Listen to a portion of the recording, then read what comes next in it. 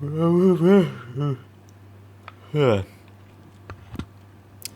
That a little bit. I try a different mic setup because I've been mixing the audio for a lot of different stuff that I've recorded, and there's a lot of hiss and just kind of ambient noise.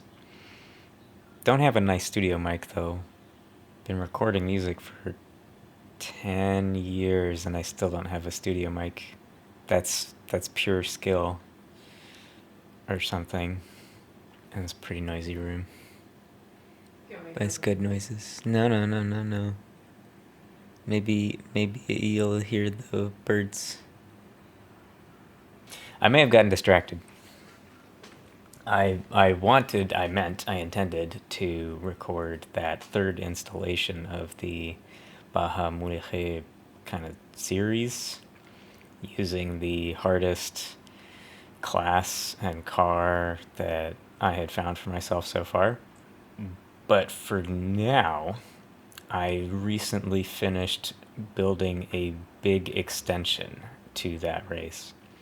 I wanted to connect it with a few other rivers that I have been wanting to use for events because I have been practicing for like an organized race, and that's going to be a pretty long one, and it has shown me how much fun I can have with like a really long race. And that one, each lap takes me between 14 and 15 minutes. And there are going to be 5, I think, in the actual event next weekend. At the time of my recording, next weekend. So this isn't going to be an hour, but this is the longest course that I've made so far, and I'm pretty happy with how it turned out.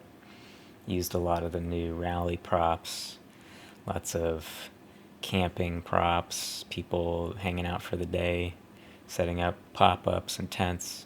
And there are cars now that we can put around as props that really help everything feel more alive. And campers, camping trailers and RVs. So let's take a look at what we got. Gonna do a slow drive through in this because while I did draw the route, I haven't memorized it. That is a different process. Once I'm done making an event, then I turn over to actually practicing running it, and that's a different experience entirely. So it's that time. It's that time to start running it and looking for how to solve the puzzles that I made. Probably going to break this up into parts because it will be pretty long to go through this slowly and kind of do some recon and I guess explain why I did certain things and drive around and show some stuff that's kind of behind backstage stuff that isn't visible when I am actually racing. So we're going to use this easy version of it, which just means that there are no other racers, there are no AI racers, and it's nice and bright in the day. It's a nice bright morning. And I'm gonna use this adorable Nissan Safari because I guess we're gonna be kind of going on a little safari. It would be nice if you could add animals. I would like that. I'm gonna start in this view because we can see the environment a little bit better.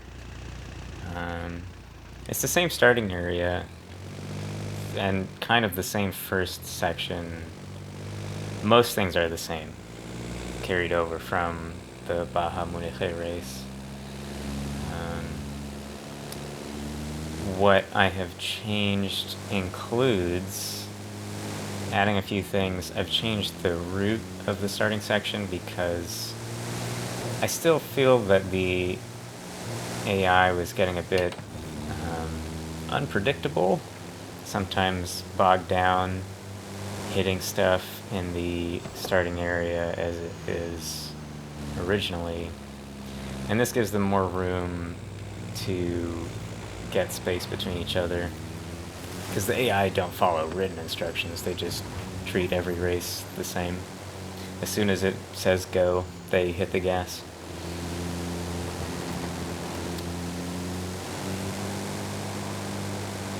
Yeah, I can't add animals, but there are animal sound effects that I can trigger under certain conditions.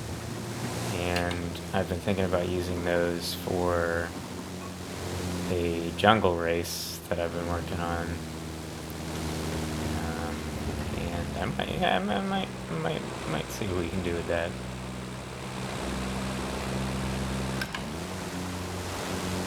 Alright. Checkpoint's a little bit glitchy there. The checkpoints in this version are banners because to get the flares, you have to list your event as a street race, and I don't think a lot of people who are looking for this kind of thing are looking in the street races. But you'll find that there are a lot fewer, or the checkpoints are a lot more spaced out, and consequently, I've had to build the environment more carefully to enforce a certain range of motion to meet each checkpoint. And that's because there's a maximum number of checkpoints. You can have a maximum of 250 checkpoints, and I hit that maximum halfway through my planned route. So I had to go trim a lot of them. And to do that, I built rocks everywhere, and these spectator areas and roadblocks. So these roadblocks are like in these races in real life. There are race marshals whose responsibility it is to close off a road or make sure that people don't kind of intrude. Feels not quite the right word. They're looking out for people's safety, not sitting where they could get hit by racers who lose control. Just kind of maintaining some degree of safety in some way. I'm sure there's a limit to what they can realistically monitor, but they have like volunteer programs and little training videos that are hard to find, but I did find a few when I was looking around on the internet. This spot I figured nice and open and lots of movement and a little bit of turning, and that rock formation back there, I just turned to look at it, seemed like a great spot for people to, I guess, lean there. In my first iteration of this whole race, I had people leaning their bikes against it, but there's also a maximum prop budget, and each different type of prop, and also each copy of every prop uses up some of that budget, and I had to take out a lot of things over time as the route kept expanding. Lots of rocks here, still enforcing that shape because I wanted to play in the riverbed. I want to use this riverbed to determine the shape of the race.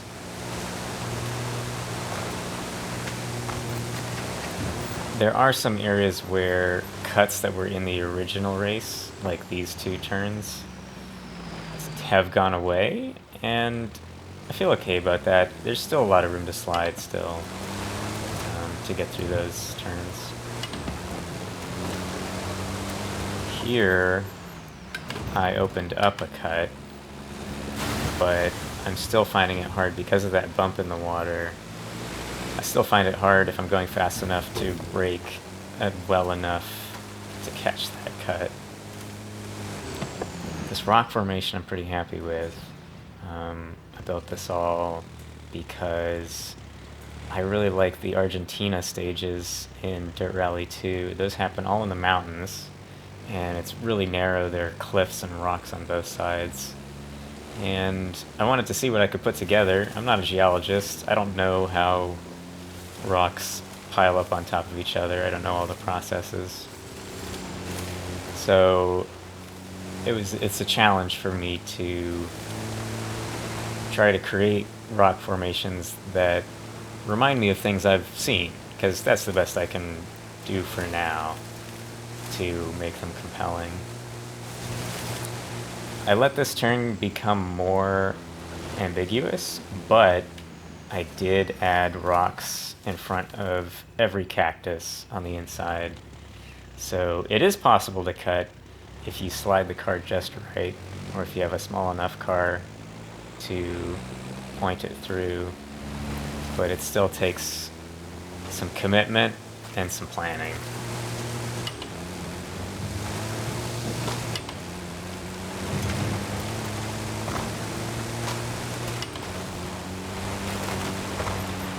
These checkpoints start to get pretty far apart from each other, and I'm happy with that because it gives this big open feeling like you're exploring in this section.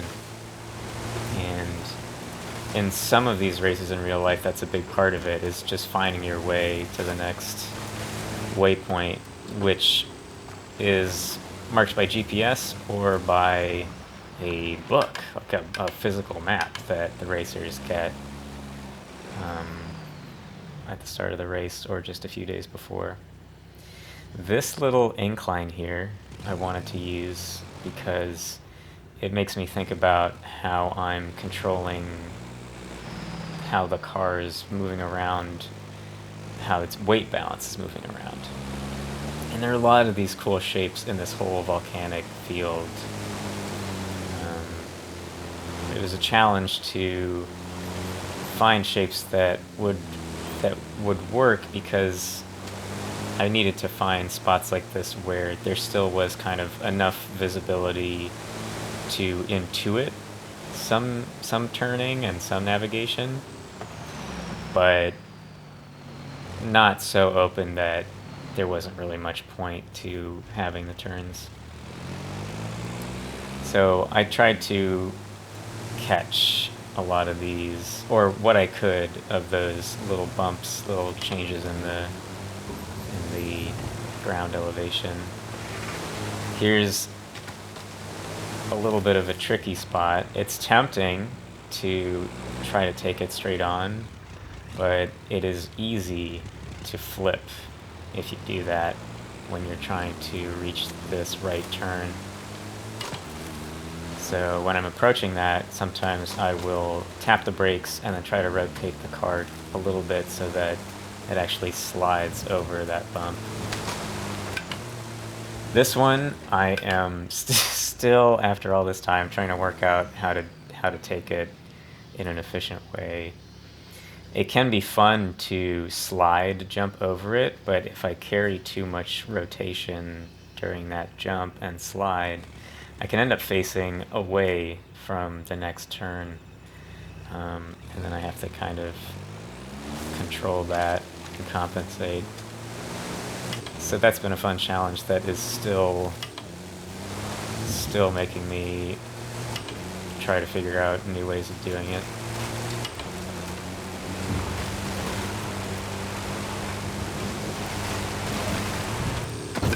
I can't get rid of that trailer. If I could, I would. But one thing it does do is it makes me try to remember where the opening really is and plan my approach carefully. And coming out of that, you see there's this fence on both sides, and that opening is just narrow enough for cars to pass through. So I put rocks on both sides because I don't really like smashing through fences. It is something that you kind of can do within reason in real life, but I don't want to have too much of it in my events, because it still can harm the car, and then somebody's got to pay for that, right? Somebody's got to do the work to repair it. Rocks on both sides to make finding a really wide line hard. It's probably not impossible, but it also probably isn't very useful because these checkpoints do, I think, still encourage fairly direct approaches. I wanted to direct the race a little bit more carefully in this section because there's a lot of distance between the checkpoint that we just passed and the checkpoint that we see ahead of us now. And I wanted to stay on this path as much as possible. Not completely committed to it because there are areas that you can drift off safely. So I added these rocks to add some tension. And you can still go pretty fast through this. It's still pretty straight. And I figured add some tents because with all these rocks, people probably would feel safe enough to set up a little tent there because, hey, maybe the rock will catch a car instead of their bodies. Here I had to be pretty careful about placing the rocks because those checkpoints are so far apart and the next checkpoint after this is also pretty far away. There are a lot of ways to take those lines really widely, and that meant that I had to place rocks early on enough that there was a limit to how wide you could start that attempt to a sweep. And then I had to place rocks really late because I had to cut off this option past here of foregoing the road entirely and just sticking to the side of the slope. So that took some time and some testing. Those rocks are just for extra challenge because you don't know what is up here until you clear that climb, and I'm still early on in memorizing where those are.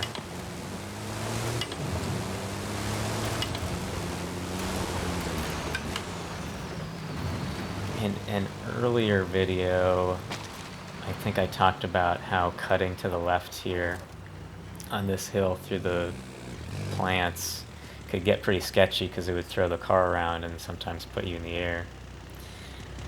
So I kind of just closed that option off entirely, not just because I didn't want to be doing that cut anymore, but also because I found that when I made that cut, I didn't get to really interact with the goats. I didn't get to see the goats very well because I would end up kind of going more to the right here. So I've built the rocks to encourage seeing the goats and passing them more closely. So you can hear their little sounds, and it brings a little bit more life to the drive. On the left here is a field of rocks to discourage, but again, not totally prevent sweeping to the right. I'm sure it's still possible, but it's going to take some memorization and careful planning. And this fence I've reinforced with concrete bollards, which you don't notice when you're going fast, but if you try to cut through that, because it's probably a pen for animals. I don't think it's a farm. Yeah, if you try to cut through that, you're gonna crash. And just more rocks. But down here, it's still valid, still available to take it pretty wide. This jump still, if you're going fast enough, can create a bit of problems for your braking to make sure that you actually reach that next checkpoint. Up here, I've made it more ambiguous to take this right turn because I wanted to throw in a little more risk because over here there are a lot of big rocks that I didn't place. These are already in the environment and I certainly haven't memorized where they all are, And they do sneak up because of the shape of the landscape and all the plants. So I thought it was nice. It's a nice bit of tension to be trying to push the car, but also on high alert, waiting to slam the brakes, or try to catch the car before it hits one of those rocks. With these kind of slow, slidey turns, it seemed like a great opportunity to put some spectators, because it seems like a really nice spot to watch the cars, because you'll get to see them a little bit more. They're not just blazing past in a straight line.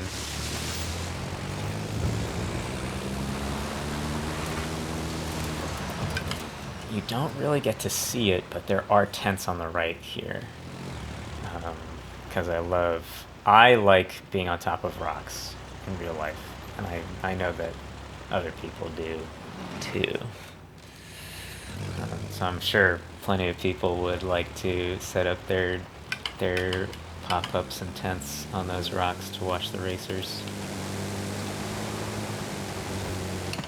That road crossing, this one here, I built because I didn't want to crash through too many plants to connect the different parts of the riverbed.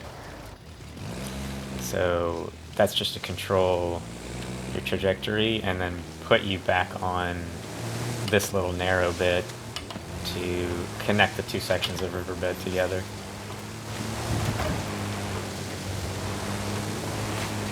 Up here is an opportunity to demonstrate something that I learned about on my own time, but I'm sure somebody has made some kind of guide for it.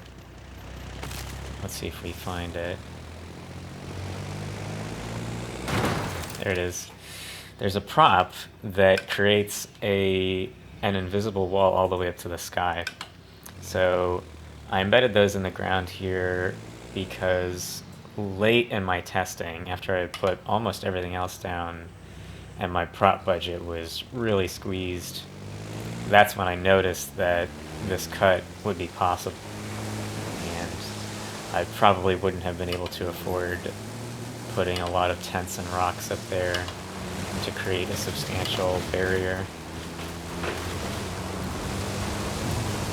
Nice and open here. I think even though it's a big straight, I know I've seen in the videos that I've been watching to try to learn more about this stuff, people do set up their tents and come to watch the races on long straights. So it's still kind of, I guess, immersive. I wanted to include this little wiggle here because I like the squeeze, I like the tension. I really like passing through rocks on both sides. That's really fun for me.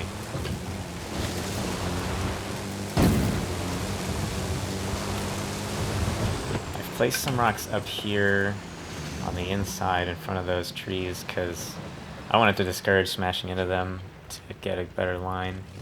And all these tents, you can't actually smash through them.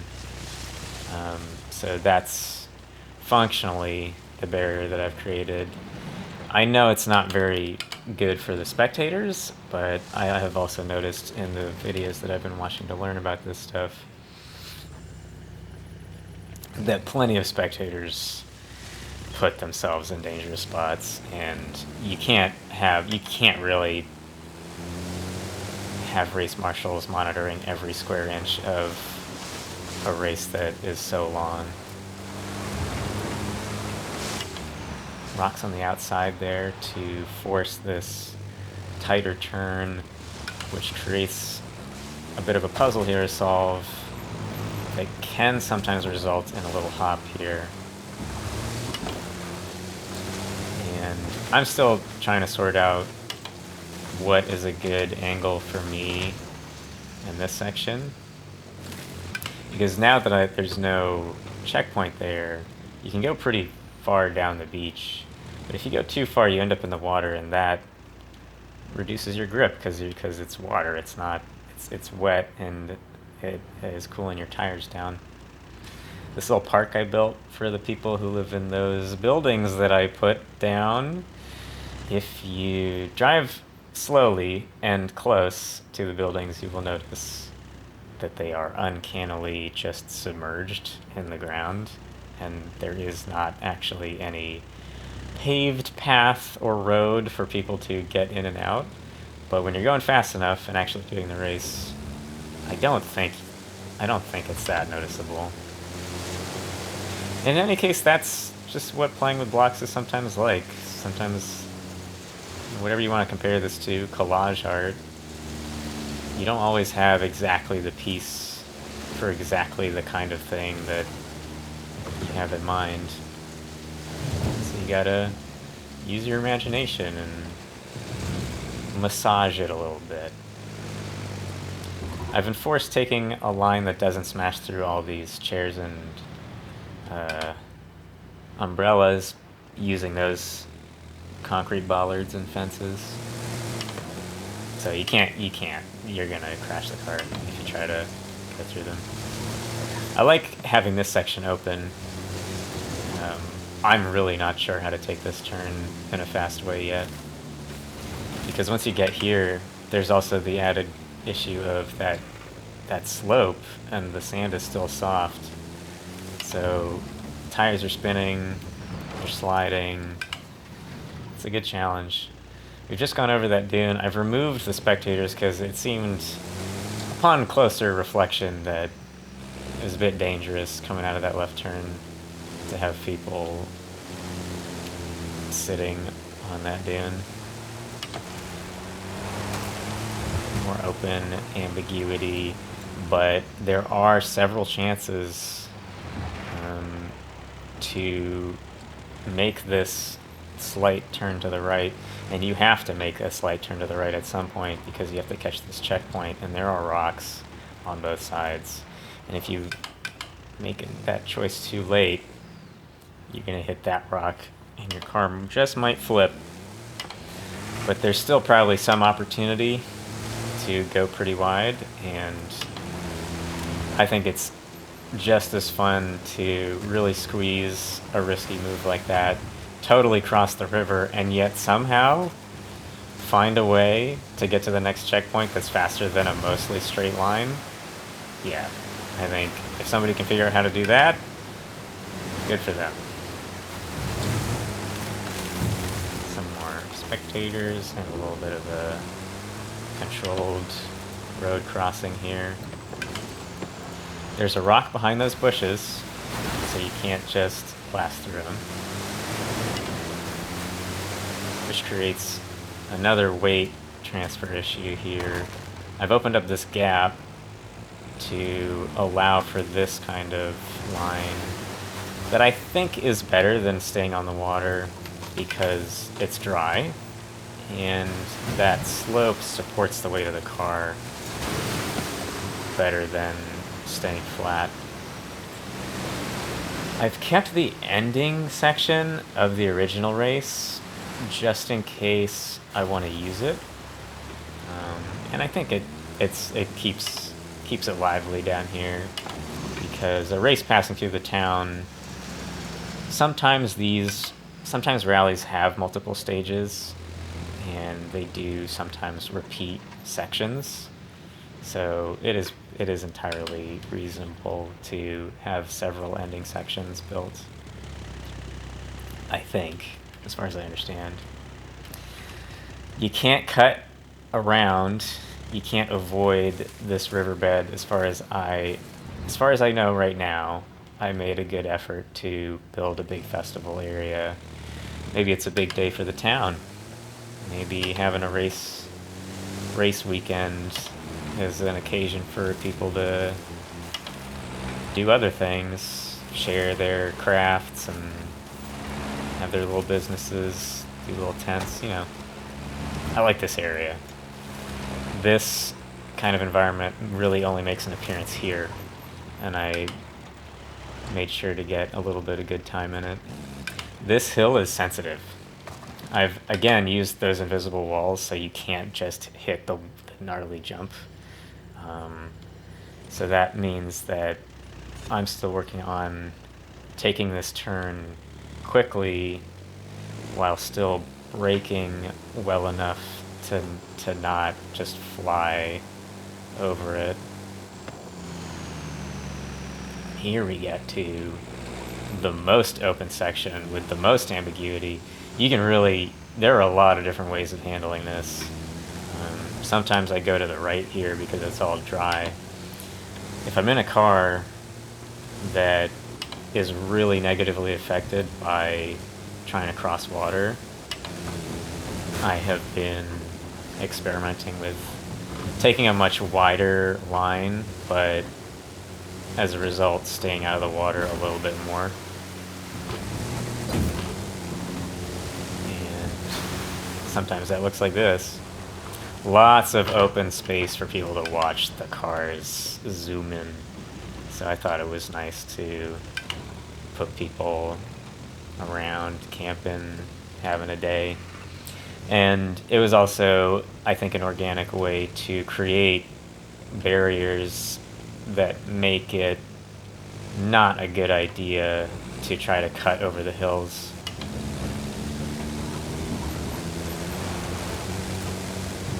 And here there are some bumps that have been forcing me to reconsider how I approach the turn, because it throws the car around a lot, and that makes it hard to control its momentum through the turn. So that's another puzzle that I've been having fun with.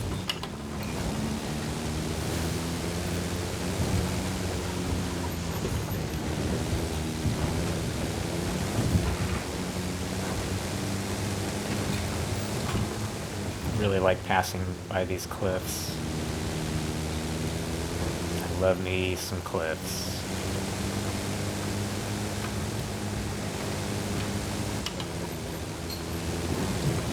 So now we're getting into the next river system.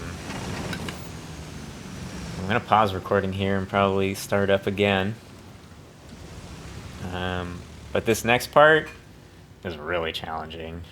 This is the part that where my challenge to start memorizing things really starts in earnest, because this is all new. It's all pretty tight and can get very fast and very difficult. So I'll be back.